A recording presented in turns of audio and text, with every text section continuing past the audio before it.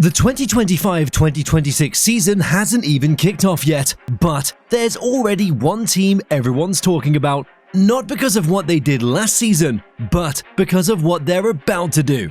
Mbemo, Cunha, Sesko. Amorim has completely transformed this attack. He's brought pace, power, creativity, and goals. And now, this Manchester United front line looks terrifying. But how good is this attack? Well, let's talk about it. Last season was a disaster for United. Finishing 15th in the league is something you'd expect from a relegation-threatened side, not a club like Manchester United.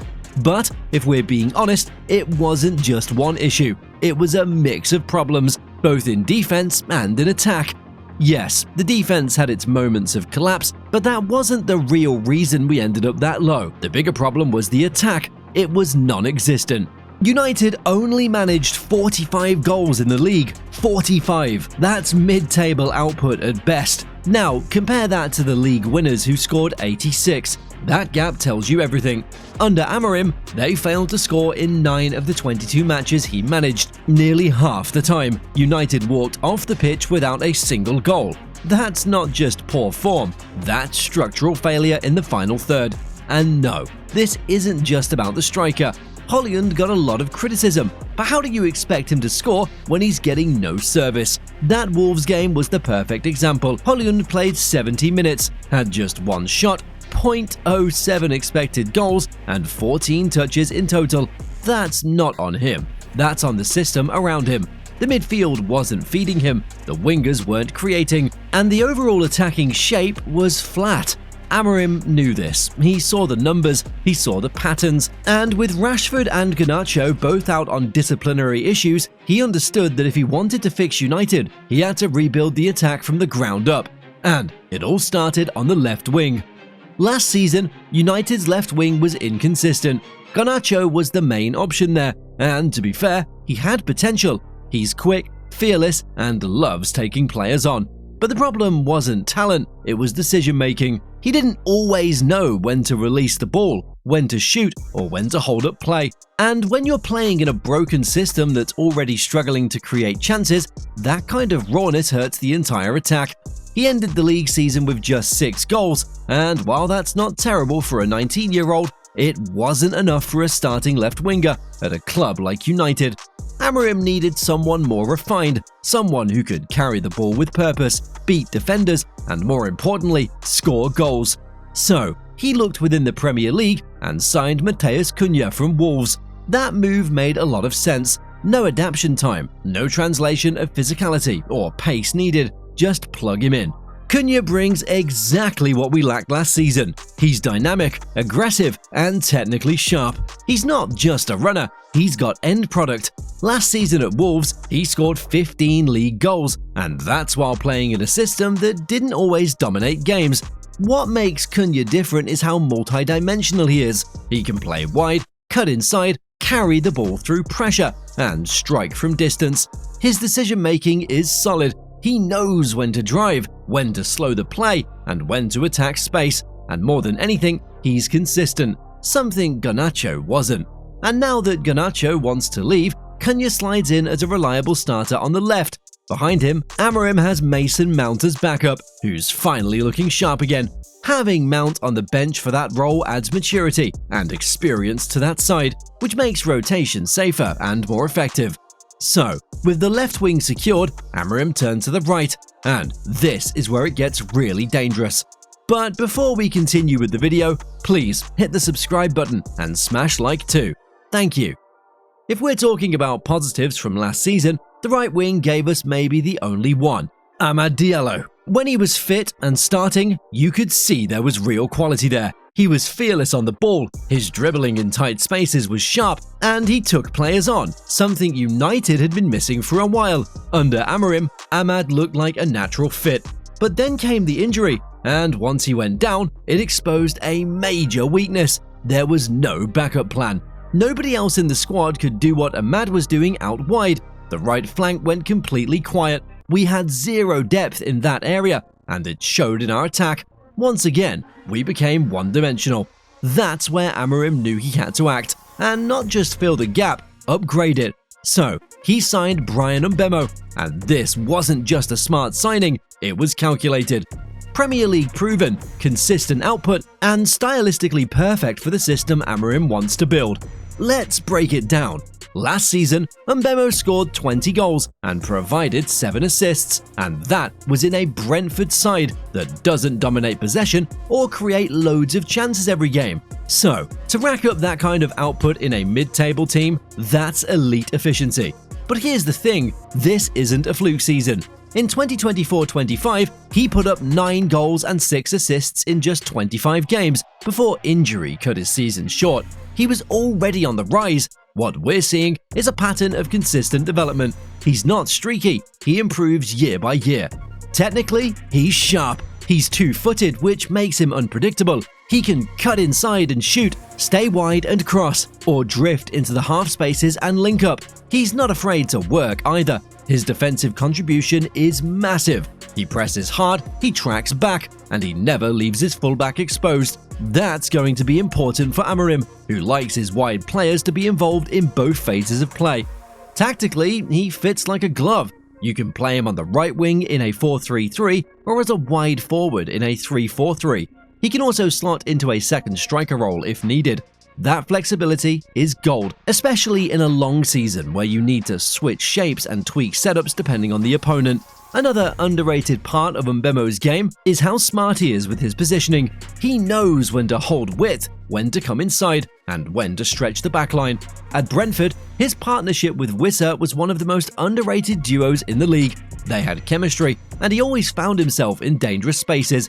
You put someone like that next to Bruno and Cunha, the chances will come. Now, with Amad Diallo, the right side suddenly has real depth, and Amorim isn't limited to just rotating one for the other. In more attacking games, he can push Amad into a right wing-back role, with Mbemo ahead of him as the out-and-out winger. That gives United width, creativity, and a double threat on that flank. One's a technician, the other's a finisher. Together, they're a nightmare for defenders. This is how you build a modern attack. Layers, variations, options. Last season, we had none of that. This season, the right side is loaded. Now, with both wings finally flirting, all United needed was someone to finish the job. A true number 9, and that's exactly what Amorim went out and found. But hey, if you're yet to hit the subscribe button, please do that now. Thank you. If you're building a top-level attack, you can have all the wingers in the world. But if you don't have someone in the middle to finish the chances, it means nothing.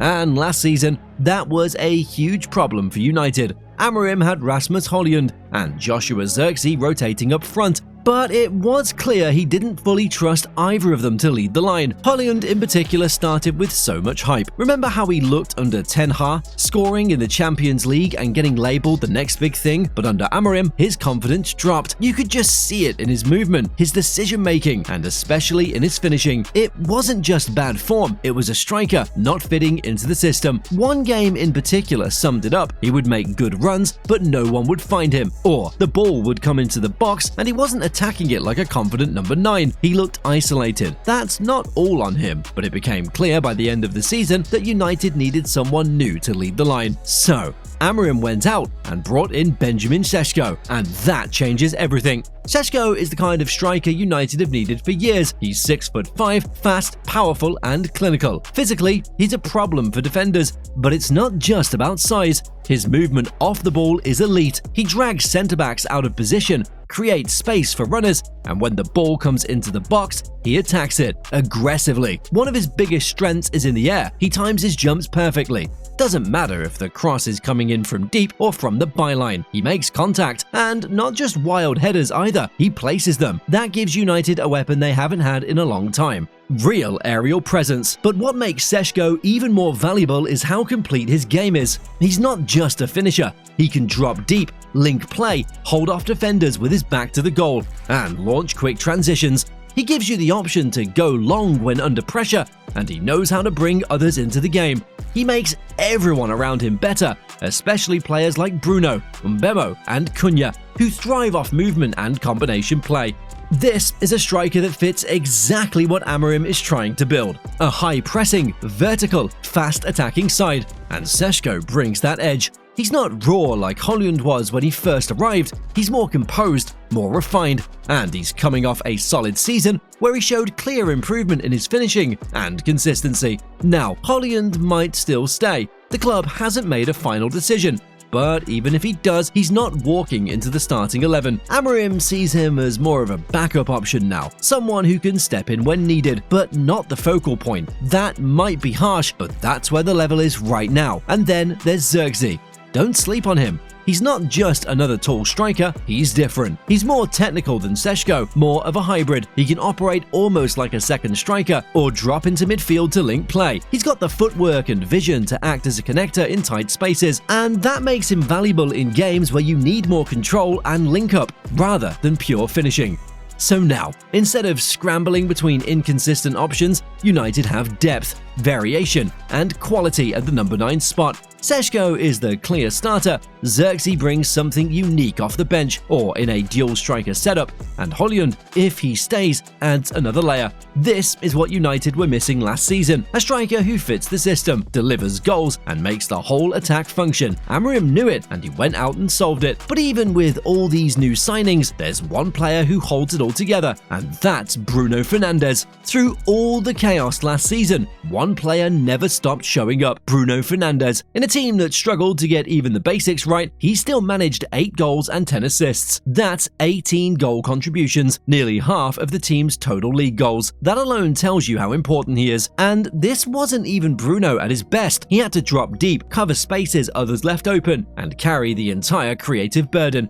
But now, with Cunha and Mbemo on the wings and Sesko leading the line, the weight on him is finally lighter. He can focus purely on doing what he does best, creating chances, making late runs, and finding the killer pass. This is the first time in years he's surrounded by forwards who move with purpose and finish what he creates. And that's huge, because when Bruno has structure around him, he delivers numbers just like he did in 2020-21, with 18 goals and 12 assists in the league. That version of Bruno is still there, and now the system gives him the chance to unlock it again. With this much talent around him, don't be surprised if we see one of his best ever seasons. This isn't just another transfer window hype train. This feels different. The moves make sense, the system has a clear shape, and for the first time in a while, Manchester United looks like a team with a plan, not just vibes. Sesko gives them presence, Mbemo and Cunha bring movement and width, and Bruno finally has the support he's been missing.